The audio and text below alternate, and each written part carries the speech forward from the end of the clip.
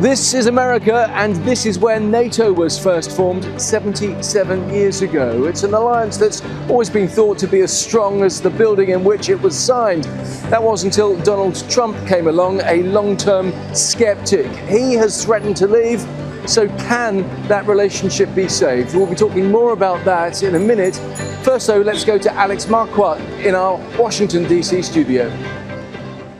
Thank you, Richard. The NATO summit is winding down after a bumpy 2 days of high-stakes diplomatic meetings in Ankara. Since Trump took office again last year, tension has only grown over Ukraine, over Iran, Arctic security, and President Trump's highly transactional view of global alliances.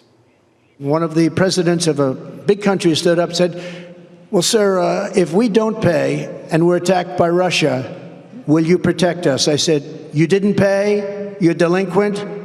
He said, yes, let's say that happened. No, I would not protect you. In fact, I would encourage them to do whatever the hell they want. You got to pay.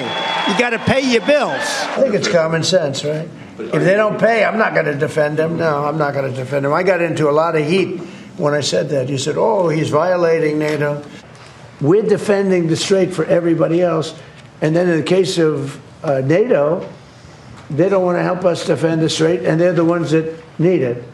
We're very disappointed with NATO because NATO has done absolutely nothing. I said 25 years ago that NATO's a paper tiger, but more importantly, that we'll come to their rescue, but they will never come to ours. We were disappointed with the UK. We were disappointed with Germany and France. We're disappointed with most of them. I just want loyalty. You know, we're so loyal to them. We're always fighting for them. We have thousands of troops all over Europe. In Germany, we have 50,000 troops. And then you want a little, give us a little nudge, give us a little kiss. We don't want much.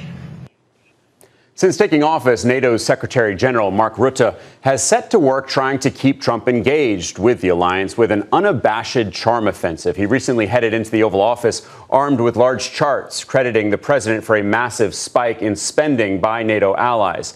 But despite the relentless praise from Rutte, the existential question remains. Can America's allies successfully repair and maintain ties with this Trump administration while still preserving their own independence on the world stage? And failing that, what might a potential reset mean for global defense? Richard Gaisford has this report. 5 through 6 on Bravo.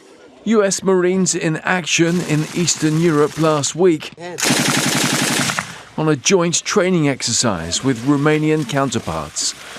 It's all part of ongoing NATO cooperation that, for more than 7 decades, has seen members ready to fight together against a common enemy. The treaty was agreed right here in Washington, D.C. back in 1949, with 12 countries coming together to sign it inside the historic building behind me. Now, times might have changed, but a bit like the facade of the auditorium here, the ethos of NATO has stayed pretty much the same, although it's unlikely those who created NATO would have thought one of the biggest threats to its existence could have come from inside America itself. Since he first took office, Donald Trump's shown disdain for the long-standing alliance, believing smaller countries have become reliant on the United States and were unwilling to fund their own defense. NATO members must finally contribute their fair share and meet their financial obligations. But 23 of the 28 member nations are still not paying what they should be paying and what they are supposed to be paying for their defense. This is not fair to the people and taxpayers of the United States. The president's ever-shifting stance on supporting Ukraine's certainly tested nerves within NATO, with its Secretary General doing what he can in the president's second term to keep him on side. I don't have many disagreements with the President of the United States. Unity's been stretched with Trump's desire to take control of Greenland. And NATO's got to understand that. I'm all for NATO. I saved NATO. If it weren't for me, you wouldn't have a NATO right now. But we're not going to allow Russia or China to occupy Greenland, and that's what's going to happen if we don't. NATO launched Arctic Sentry to reassure leaders in the US and Europe that it could maintain high levels of vigilance in the area, although weeks later there was further friction when NATO members declined to offer help in the US conflict with Iran, refusing to send warships into the Strait of Hormuz. Because we don't need them, but they should have been there. That's reinforced Trump's view of a one-sided alliance, prompting a now familiar refrain. But we weren't treated well because we did something in Iran. We don't need anybody's help. I didn't even want their help. But before I asked, they said they wouldn't be there. But, you know, why are we spending hundreds of billions of dollars and they're not there for us? We've always been there for them. This is Coalition Warship Foxtrot 310. Operating in support of the United Nations Security Council resolution. Allies hope promises to increase their defence spending will help smooth the way as NATO members meet. But leaders know, based on recent experience, under the surface, tensions could easily emerge. Richard Gaisford, Al Jazeera, Washington. We are joined now by Jim Townsend, the former U.S. Deputy Assistant Secretary of Defense for European and NATO policy, as well as Ambassador Michael Carpenter, who was most recently the Senior Director for Europe on the National Security Council under President Joe Biden. Gentlemen, thank you both so much for joining us today. It was a remarkable NATO summit in Ankara, and I want to start with the news. Repeated blasting of NATO by Trump, despite the fact that this is meant to be an event that shows the unity, the solidarity of the alliance, repeatedly saying, I'm not happy with NATO. He went after Spain repeatedly, France, Great Britain, and Germany. Jim, this acrimony from Trump towards the NATO alliance, not even softening when he's sitting in front of the Secretary General in the warm embrace of all these allies. Oh, absolutely. And the Secretary General had to keep a stony face as he was listening to what the president was saying. And so this is something that is gotten outrageous. He has just a stuck record. He just seems to repeat the same talking points over and over and over again. Now he's singling out nations, in front of them, and this undercuts the alliance. It hurts unity, and it is embarrassing to the United States. And I think allies are tired of it. Michael, the most recent thing to anger Trump when it comes to NATO is the fact that they didn't get involved in the war with Iran, which, of course, the U.S. and Israel started. How are these NATO allies dealing with this accusation that they should have had a bigger role? Well, I think they're pushing back, as they should. I mean, NATO is a defensive alliance. It doesn't go on offensive wars.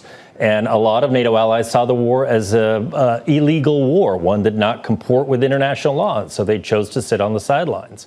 And some of them also prevented their airspace and their bases from being used. That's their sovereign right. And so I understand that that would cause some friction from the United States, and President Trump would be upset, but he's taking it out on the alliance as a whole. And that is diminishing the credibility of Article 5. And that's very serious stuff because it gives an entree point for adversaries like Russia, but also for other countries to potentially test that unity of the alliance. So rather than come together and try and bring the allies together, as U.S. leaders typically do in a situation like this, President Trump is exacerbating those tensions and fissures within the alliance. Yeah, essentially the NATO countries have said we have nothing to do with this. In Article 5, we should note, an attack on one is an attack on all. We're going to get into that in just a moment. Jim, Rutte essentially responded. His spin was he called these forceful debates that showed that the U.S., quote, has completely committed to NATO. Was that your read? No, it's hard to read Trump. Is he really committed to NATO? He kind of waxes back and forth, depending on the situation. I think what Mark Rutte tries to do is what we call putting lipstick on a pig and trying to make the best case of something where there is no guarantee about this commitment. And that is something that not only do the allies see that, but so does Putin and other adversaries who might be out to do ill will towards the alliance. So this is something that is the Secretary General's job, is to keep everyone together, including the United States, even when he has to go out on a limb and say things that may or may not be true. Yeah, few things give the Russian President Vladimir Putin more pleasure than seeing these fractures among this transatlantic alliance. I want to touch on Greenland. This was essentially one of the original red flags when it comes to NATO when Trump first took office again last year. It had kind of gone quiet. And now the issue is really back and forth. Here's what Trump had to say about Greenland during this NATO summit. Do you think the U.S. will have to annex Greenland ultimately? With respect to what? Greenland. Well, that's what hurt my relationship with NATO, because Greenland doesn't help Denmark. Denmark doesn't spend money to really help Greenland, but it's an important part for the United States. And it's surrounded by China ships and Russian ships. And that's not going to happen. The ships, it's not going to happen.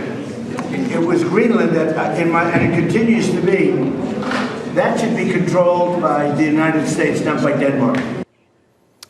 Michael, it had looked like things would take the quieter path. They had started talking about negotiations, some kind of agreement between Denmark, Greenland, and the United States. Based on what we've heard in Ankara, where do you think things go from here? Well, it's hard to say, but President Trump keeps coming back to the issue of Greenland belonging to the United States. And I think he sees this as one of his chief legacy aims, is to bring Greenland into the United States. But it's just such an outrageous statement that we just heard from the president, because he's talking about the sovereignty of another country. He's talking about Denmark, a founding member of the NATO alliance and a committed U.S. partner for decades and decades since the end of the Second World War. And he's threatening this country with potentially incorporating part of their territory, the sovereign territory of Greenland, into the United States. I don't know where this goes. Some analysts thought that after the G7 in Evian that things would calm down. He sort of put on a happy face for that meeting. But now he's coming back to this.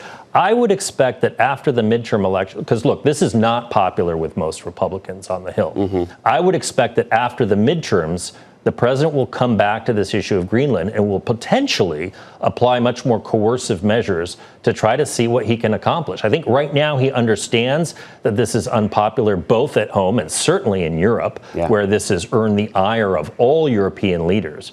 I mean, the U.S., the trusted linchpin of transatlantic defense and deterrence, now threatening the sovereignty of another NATO ally is just beyond the pale. But I don't expect this to go away anytime soon. And the argument is, his argument rather, is they don't need it. We do. We have access to all the installations on the island that we could possibly want. The Greenlandic authorities and the Danes have both said if we want to build additional military installations or bases on the island, they are open to that. They are open to the U.S. using whatever capabilities we have. And by the way, it's not true that there are legions of Russian and Chinese ships around the island. Potentially in the future it could be. And it is a strategic spot on the planet Earth, located near the Arctic and the North Atlantic Ocean. But right now we don't see that threat in the same terms that the president has described it.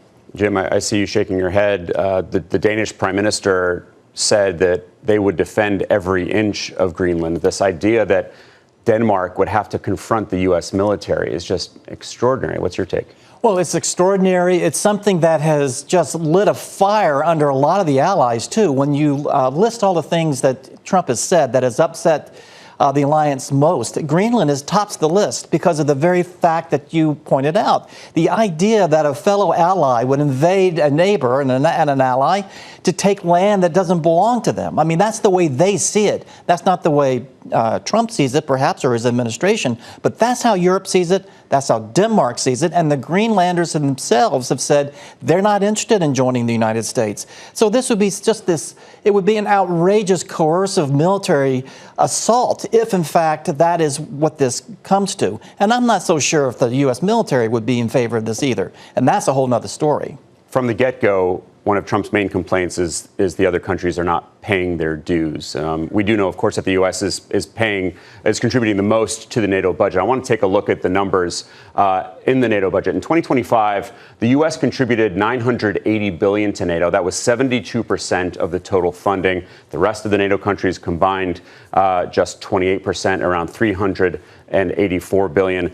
Michael, there has been a change in the requirement of how much each country needs to contribute to their national defense from 2% up to 5%. Most countries are not there yet. I think it's just 3 out of the 32 allies are at that 5% level. But how important is this increase in spending? Well, it is important because there is a very serious threat to European security from Russia that will continue for some time into the future. And so European allies should be spending more on defense and deterrence. But the problem with those figures you just cited is that those refer to overall defense spending, not the percentage that the United States contributes to NATO itself. Right. And the reality is that even if the U.S. tomorrow withdrew from NATO, we would still be spending that money on defense. In fact, President Trump has asked for a $1.5 trillion defense budget for next year. So that defense spending is not going away because the U.S. projects power globally. And so, yes, all that said, of course, it's important for European allies to spend more. But frankly, the fiscal constraints in Europe are such that that 5% target, that's not going to happen for at least a decade, if ever. Even until last year, Jim, I believe that most countries, well, there were, I think about a third of the countries had not even gotten to the 2% level. But the case that Trump has been making that the other allies aren't contributing enough, do you agree? Well, it's like what Mike said. I don't think Donald Trump, well, I know Donald Trump doesn't understand the budget process. He looks on that as if it's a country club. NATO is a country club and everyone owes dues. And if you don't pay your dues, then you should be kicked out. And that's not what it's all about. This is about nations putting money into their defense budgets and buying the military equipment that they need to contribute to the deterrence of Europe. It's something where nations have to play their part. And if they don't, then the U.S. in the past has had to shoulder a lot of that burden because nations weren't spending enough. Now they are. Like Mike said, this is going to take a lot of time to get there. They're making quicker progress than I thought I would see, but Putin has a lot to do with that. The hybrid attacks that he's been making, the estimates coming from intelligence communities that this could be something that Putin might be up to some, tricky things over the next couple of years. That's what's really taken hold now in allied capitals, particularly those that are facing Russia. So the money is getting into the defense budgets. The problem now is how it's going to be spent, and is there enough in terms of defense industrial input to satisfy the needs that the Europeans are going to have to try to do their bit in terms of deterrence. And we just saw Mark Rutte in the Oval Office making the case that the allies are stepping up. He's been bending over backwards since he became Secretary General in an almost embarrassing way, frankly, to appease President Trump. There was that infamous quote he was widely mocked for when he called Trump daddy. He tried to smooth that over a little bit later. But Mark Rutte today was asked about those efforts to placate Trump in a press conference at the NATO summit. Here's what he had to say. Mark, you sit next to Donald Trump in moments where he talks about conquering Greenland, talks about lashing out at allies like Spain, starting trade wars, things that it doesn't seem like the old Mark Rutte would approve of. Does this have any effect on your self-respect when you sit next to him like that and say nothing? What I always do is acknowledge when praise is due, and I think we should praise Donald Trump for the fact that NATO is so much stronger. Of course, it has to do with the Russian threat, it has to do with the war in Ukraine, but it very much also has to do with President Trump delivering now what since Eisenhower the United States tried to achieve, equalizing spending between the US and Europe. And it makes Europe stronger. It makes Europe more relevant for the United States as a partner. Michael, aside from getting to the spending levels that Trump keeps hammering them about, is there anything more that Rutte and the other NATO leaders can do to make sure that Trump stays in the fold? Well, obviously, Mark Rutte is trying to keep Trump in the fold through this flattery, and that's been his approach since when he took office. But, I don't think it's really working. I think what's driving defense spending is absolutely the threat from Russia. And so we saw during the Biden administration, we had 6 allies at the start of the Biden administration that spent 2% of GDP on defense. At the end, it was 23. Was it President Biden's doing? No, I don't think so. I think it was a threat from Russia. And the threat obviously persists to today. The problem with this flattery and the sycophancy from Mark Rutte is that he thinks it may be working with President Trump, but it's really alienating him from the rest of the European leadership, whose publics are also not very favorably inclined towards the United States or President Trump. And so Rutte has to be careful because he's supposed to be the honest broker. And sometimes the things he says seem like there's a little bit of a gap between his rhetoric and reality. You did mention, Michael, Article 5, which really is at the center of the NATO Charter. When one country is attacked, the others rally to their defense. The first time it was invoked was after the 9/11 attacks. President Trump, for his part, he has repeatedly downplayed the role that NATO members and the NATO allies have played, especially when it comes to the front lines in Afghanistan, which is when the allies rallied to America's side following the September 11th attacks. There has been a response, understandably, from those angry American allies. They called those claims disrespectful and wrong. Our Alex Baird digs more into what Article 5 stands for. To really unpack the reality here, we need to jump back to the signing of the North Atlantic Treaty in 1949 here in Washington, D.C. That's President Harry Truman there in the middle in the Oval Office signing the proclamation. Now let's dig into what that document actually says. For us, the most important article is Article 5. It says right there at the top that an armed attack against one or more of them in Europe or North America shall be considered an attack against them all. And that triggers a mutual defense obligation, and that's going to be really important. Right now, these are the members of NATO in 2026. That's 32 members. But let's jump back once again to 2001, when there were just 19 members. And then came 9/11. The attacks on the Twin Towers in New York changed everything. Less than 24 hours after those attacks, NATO allies met and invoked Article 5. It's the only time that's ever happened. The alliance then launched its first ever anti-terror operations. That led to Afghanistan and the multinational military mission that was set up by the UN Security Council, and that was taken over completely by a coalition of NATO allies and partners in 2003. Over 2 decades, 2,461 American soldiers were killed. But more than 1,100 non-US NATO coalition soldiers were also killed. Denmark, for instance, had the highest per capita death rate of any coalition nation.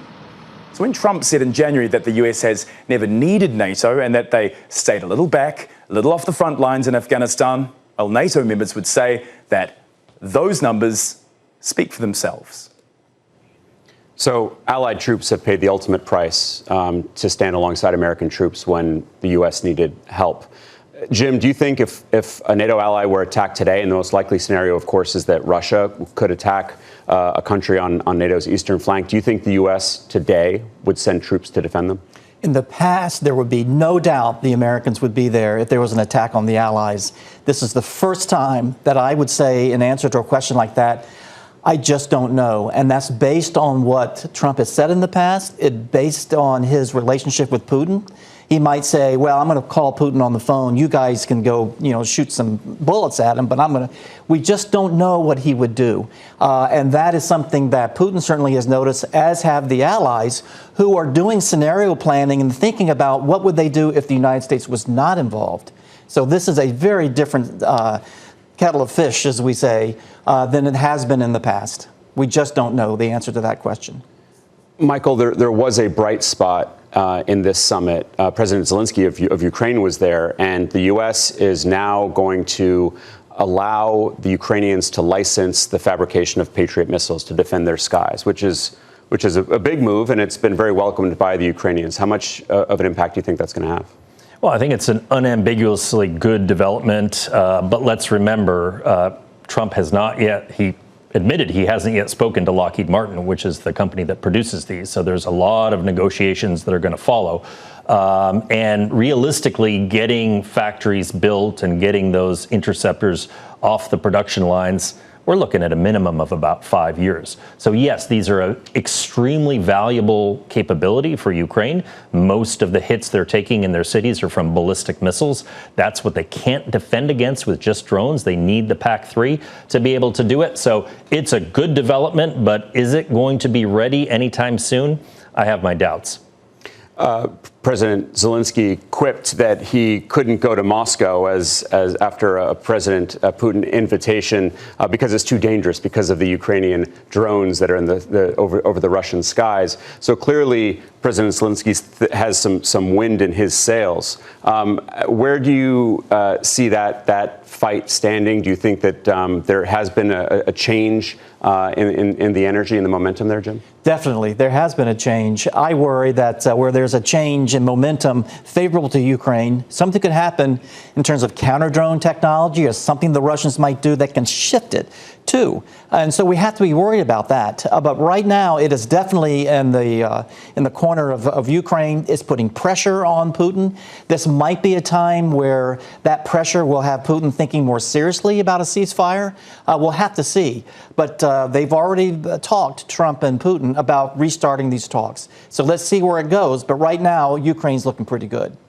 All right. And a final prediction, one word, if you will, from each of you. Do you think that the U.S. is going to be pulling out of NATO? No, I don't, not formally. But the thing to look at is U.S. capabilities in Europe. If we withdraw most of our fighter combat aircraft, if we withdraw key enablers and key capabilities that make the alliance what it is as a whole, then it kind of withers on the vine. So not formally, but look to see what capabilities we pull out of Europe. Jim? That, as well as stepping away from leadership. I think we're not going to be that presence in the alliance, shaping where it goes, getting allies to do what they need to do the way we have been in the past. Our leadership is going to be a bit weaker than it has been in the past. The Europeans will be taking our place. Yeah, that's key. A fascinating few days. Thank you both for joining me. I really appreciate the discussion. Jim Townsend, the former U.S. Deputy Assistant Secretary of Defense for European and NATO policy, and Ambassador Michael Carpenter, who led Europe for the Biden NSC. Thank you very much. Thank you all very much for joining us. We're here in Washington. I'm handing back to Richard Gaisford and Al Jazeera's global headquarters in Doha. Well, that's it for this edition of This is America. We'll be back at the same time on Thursday, asking whether the Supreme Court is empowering or limiting Donald Trump and his agenda. That's at 18:30 GMT, 2:30 p.m. Eastern Time here in the United States. But for now, though, from Washington, D.C., it's goodbye.